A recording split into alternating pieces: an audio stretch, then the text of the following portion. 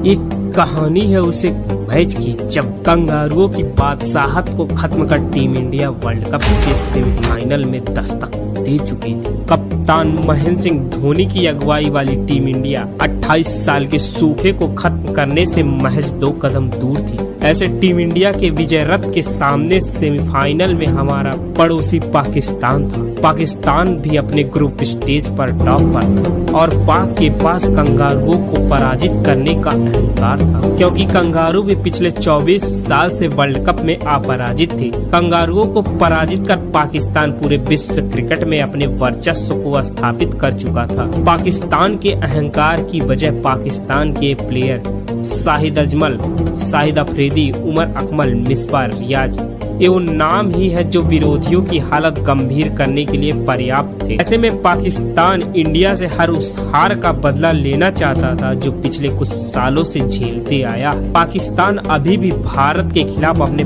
पहले world cup के जीत के लिए तरस रहा था। ऐसे में 2004 और 2007 की ऑल आउट हार और 2007 T20 वर्ल्ड कप में मिसबा का शॉट पाकिस्तान के जख्मों पर नमक छिड़क रहा था। ये सभी हारें पाकिस्तान के लिए बहुत दर्दनाक थी। इससे पाकिस्तान अंदर ही अंदर दहल रहा था। ऐसे में वर्ल्ड कप सेमीफाइनल का ये मैच आग में घी का कार्य कर रहा था और ऐसे में ये मैच केवल 2 देशों के लिए मैच नहीं था बल्कि 2 देशों के वर्चस्व की लड़ाई थी। इस वर्चस्व की लड़ाई में एक मुकाबला नहीं बल्कि महामुकाबला बन चुका था। वहीं टीम इंडिया भी कंगारुओं को धूल चटाकर सेमीफाइनल में दस्तक दी थी। ऐसे हालात में टीम इंडिया भी पाक के खिलाफ अपने स्वाभिमान की लड़ाई लड़ने के लिए तैयार थी। पाक के पास उसका घमंड था तो टीम इंडिया के पास उसका आत्मविश्वास। पाक के पास शाहिद अफरीदी थे तो टीम इंडिया के पास कप्तान महेंद्र सिंह धोनी का मास्टर माइंड था। पाक के पास दुनिया का नंबर 1 स्पिनर था तो टीम इंडिया के पास उस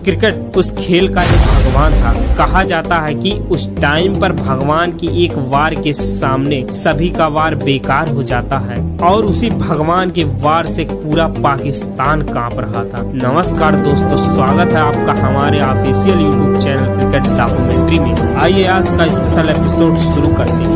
एक कहानी है उस एक मैच की जब क्रिकेट की दुनिया में एक नया अध्याय जुड़ने वाला था। 30 मार्च 2011 की उस शाम को कौन भूल सकता। दोनों टीमों के कप्तान एक बार फिर आमने सामने थे। दोनों का सपना एक ही था, दोनों को ही अपनी टीम को विश्व विजेता बनाना था। ऐसे में विश्व विजेता वही बनेगा जो विश्व विजेता के लायक था। जब बात काबिलियत की हो तो कप्तान महेंद्र सिंह धोनी के आगे बड़े बड़े दिग्गज भी घुटने टेक देते हैं और मैदान में जब टॉस उछाला जाता है तो सिक्का कप्तान महेंद्र सिंह धोनी के पक्ष में गिरता है और महेंद्र सिंह धोनी टॉस जीतकर पहले बैटिंग करने का फैसला करते हैं और भारत की तरफ से ओपनिंग कर रहे थे क्रिकेट के भगवान सचिन तेंदुलकर और विस्फोटक वीरेंद्र। और दोनों बल्लेबाजों ने उस टूर्नामेंट में मैचों में बेहतरीन शुरुआत की। सभी पाक के गेंदबाजों को रिमांड में लेते हुए वनडे मैच में T20 के स्पीड से 6 ओवर में 48 रन ठोक दिए, परंतु विस्फोटक वीरेंद्र का यह अंदाज ज्यादा देर चल न सका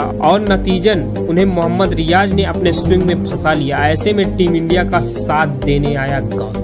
अब क्रीज पर सचिन तेंदुलकर और गौतम गंभीर जो इस टूर्नामेंट में टीम इंडिया की ओर से सबसे खतरनाक बल्लेबाजी कर रहे थे, परंतु 10वें ओवर में शाहिद अजमल की वो मैजिकल बॉल क्रिकेट के भगवान मास्टर ब्लास्टर को लेग बिफोर आउट दे दिया। भगवान के आउट होने की खुशी पूरे पाक को थी। पूरा पाक खुश था कि क्रिकेट का भगवान आउट हो चुका था, पर उनकी खुशी ज्यादा देर तक चल न सकी क्योंकि अंपायर के उस डिसीजन पर भगवान ने DRS लिया और DRS के डिसीजन से पूरा पाकिस्तान में मातम था। पूरे पाकिस्तान की खुशी मानो एक झटके में समाप्त हो गई। पूरा पाकिस्तान एक सदमे में था। पाक को क्या पता अभी तो उसे ऐसे झटके बहुत लगने वाले हैं। ठीक उसके अगले ही बॉल पर शाहिद अजमल की गेंद पर भगवान की स्टंपिंग की अपील की गई और DRS लिया गया, परंतु डिसीजन वही जो पहले आया था, नॉट आउट। पाकिस्तान और पाकिस्तान के प्लेयर बड़े उत्साह के साथ मैच खेल रहे थे, लेकिन क्रिकेट का भगवान एकदम साइलेंस मोड में क्रिकेट खेल रहा था। पूरा पाक भगवान को पवेलियन भेजना चाहता था, परंतु ऐसा हो न सका। 2 ओवर बाद शाहिद अफरीदी की गेंद पर शाहिद अजमल ने क्रिकेट के भगवान सचिन तेंदुलकर का कैच छोड़ दिया और इस कैच को छोड़ छोड़ना पाकिस्तान के जख्मों पर नमक का काम कर रहा था। उसके बाद सचिन तेंदुलकर और गौतम गंभीर ने संभल कर बल्लेबाजी करने का फैसला किया और 18 ओवर की समाप्ति तक टीम इंडिया के स्कोर को 116 रन तक पहुंचा दिया। परंतु एक 60 के मारने के चक्कर में गौतम गंभीर अपना विकेट गंवा दिए। टीम इंडिया का स्कोर 118 रन पर 2 विकेट था। एक बार फिर से क्रिकेट के भगवान को शाहिद अफरीदी की गेंद पर एक नया जीवन दान मिला। एक बार फिर से यूनिस खान ने क्रिकेट के भगवान का कैच छोड़ दिया। इस मैच को देखकर ऐसा लग रहा था कि पाकिस्तानी प्लेयर शाहिद अफरीदी को छोड़कर कोई भगवान को आउट करना नहीं चाह रहा था। अब क्रीज पर विराट कोहली और सचिन तेंदुलकर टीम इंडिया के स्कोर को आगे बढ़ा रहे थे कि 141 पर विराट कोहली भी मोहम्मद रियाज का शिकार हो गए। कोहली अमर अकमल को अपना कैच थमा बैठे। भारत को सबसे बड़ा झटका तब लगता है जब टीम इंडिया के युवा युवराज बिना खाता खोले ही मोहम्मद रियाज का शिकार हो जाते हैं। रियाज उन्हें क्लीन बोल्ड कर दिया। युवराज के विकेट की कीमत आप पाकिस्तान के सेलिब्रेशन से ही अंदाजा लगा सकते हैं। कंगारुओं के घमंड को ध्वस्त करने वाला युवा युवराज टीम इंडिया का साथ छोड़ चुका था। अब टीम इंडिया का स्कोर 141 रन पर 4 विकेट था। अब क्रीज पर मौजूद थे सचिन तेंदुलकर और टीम इंडिया का कप्तान महेंद्र सिंह धोनी। इन दोनों बल्लेबाजों ने टीम इंडिया के स्कोर को आगे बढ़ाने का निर्णय लिया और अपनी सूझबूझ के साथ खेल रहे थे। एक बार फिर से 187 के स्कोर पर मोहम्मद हाफिज ने मास्टर ब्लास्टर को एक नया जीवन दान दिया। पाकिस्तान मानो क्रिकेट के भगवान को आधा दर्जन मौके दे चुका था। सचिन 85 के स्कोर पर खेल रहे थे। संपूर्ण भारत में उम्मीद थी कि आज सचिन के बल्ले से अगला शतक आएगा, लेकिन अगले ओवर की आखिरी गेंद पर अजमल ने क्रिकेट के भगवान का विकेट लेकर संपूर्ण भारत की उम्मीद पर पानी फेर दिया। अंत में क्रिकेट का भगवान शाहिद अफरीदी को अपना कैच थमा बैठा। अब भारत का स्कोर 206 पर 6 विकेट था, वो भी 42 ओवर का खेल खत्म होने के बाद। लेकिन सुरेश रैना ने निचले क्रम के बल्लेबाजों के साथ मिलकर शानदार बल्लेबाजी कर टीम इंडिया को एक सम्मानजनक स्कोर तक पहुंचा दिया कि 50 ओवर का खेल खत्म हो चुका था। टीम इंडिया 261 रन ही बना पाई। यह स्कोर मैच जीतने लायक तो नहीं था, पर इस स्कोर से टीम इंडिया पाकिस्तान से लड़ जरूर सकती थी। रियाज ने सबसे अच्छी गेंदबाजी करते हुए इंडिया के 5 बल्लेबाजों का शिकार किया। यदि पाकिस्तान को फाइनल खेलना है तो उसके लिए अगले 300 गेंदों में 261 रन बनाने होंगे। यदि भारत को फाइनल खेलना है तो भारत को उतने ही रन बचाने होंगे। और पाकिस्तान की तरफ से बैटिंग करने आ रहे थे कामरान अकमल और मोहम्मद हाफिज। दोनों बल्लेबाज अपने आत्मविश्वास से भरे थे और पाकिस्तान को एक शानदार शुरुआत दी। दोनों ने मिलकर टीम इंडिया के खिलाफ पहले 8 ओवर में 42 रन जोड़ दिए, लेकिन 9वें ओवर में जहीर खान ने कामरान अकमल को युवराज के हाथों कैच करा। पाकिस्तान को बड़ा झटका दिया। अब पाकिस्तान अपने स्कोर को धीरे धीरे बढ़ा रहा था कि रास्ते में मुनाब नाम की आंधी से सामना हुआ और हफीज धोनी को अपना कैच थमा बैठे। अब इस मैच में खाता न खोल पाने वाले युवा युवराज गेंदबाजी करने आए और अपने एक ही ओवर में 62 बल्लेबाजों को आउट कर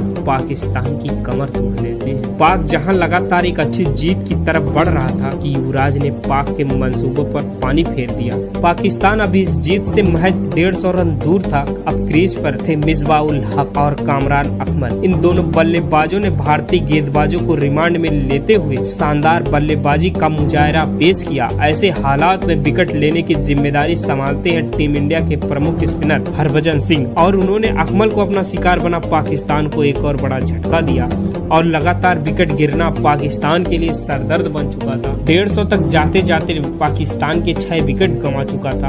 अब पाकिस्तान को जीतने के लिए 111 रन चाहिए। अब यह मैच पूरी तरह से टीम इंडिया के पक्ष में था, लेकिन क्रीज पर एक ऐसा बल्लेबाज था जो भारत से यह मैच छीनकर पाकिस्तान तक ले जा सकता था। यह वही बल्लेबाज था जो 2007 T20 वर्ल्ड कप में फाइनल में इस शॉट को खेला था। मिसबाह अपनी टीम के लिए एक शानदार पारी खेल रहा था, लेकिन पाक का विकेट लगातार गिर रहा था। मिसबाह ने पहले अपना अर्धशतक पूरा किया, लेकिन अब पाक को फाइनल खेलने के लिए महज 37 रन ही चाहिए थे और टीम इंडिया को फाइनल खेलने के लिए महज 1 विकेट चाहिए। दोनों टीमों के बीच युद्ध अभी चल रहा था।